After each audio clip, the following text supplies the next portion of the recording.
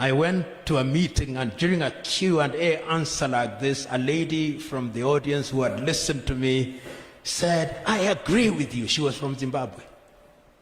She was a doctor. She told me, you are telling we Africans to go back to Africa. I hear you. When I was in Zimbabwe, when I left Zimbabwe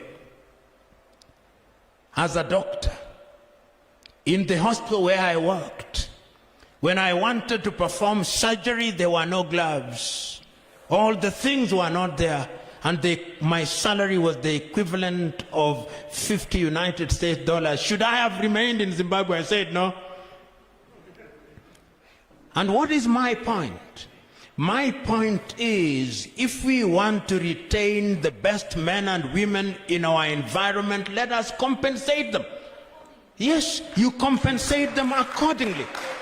Because I do not know whether they used to say it here in Lesotho, go to school, get a good job, and enjoy a good life.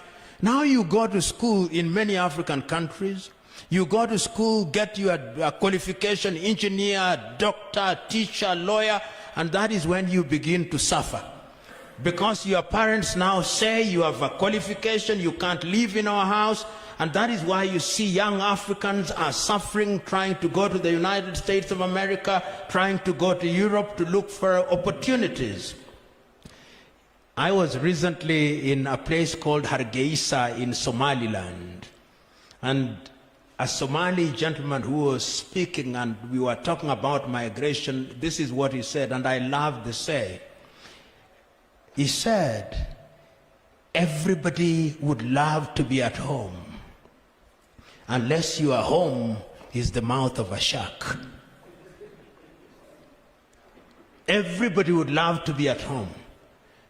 Every person from Zimbabwe that you see outside of the country, every African that you see in Europe, every African that you see in the United States, if you ask them, given a choice and holding all factors constant, where would you want to be? Home. The reason why people run away from home is that there are no opportunities. So in order to retain our people at home, we must create opportunities. How do you create opportunities? Doesn't mean that people from Lesotho will not go outside. The world is a village, and I expect the Basotho to go and work in South Africa. Nothing wrong with it. But I expect people to go and work in different parts of the world. Nothing wrong with it. The only problem that I have is that you become an economic refugee simply because the home is so hostile that there is nothing to do. That is the plight of Africa, because we misapply resources.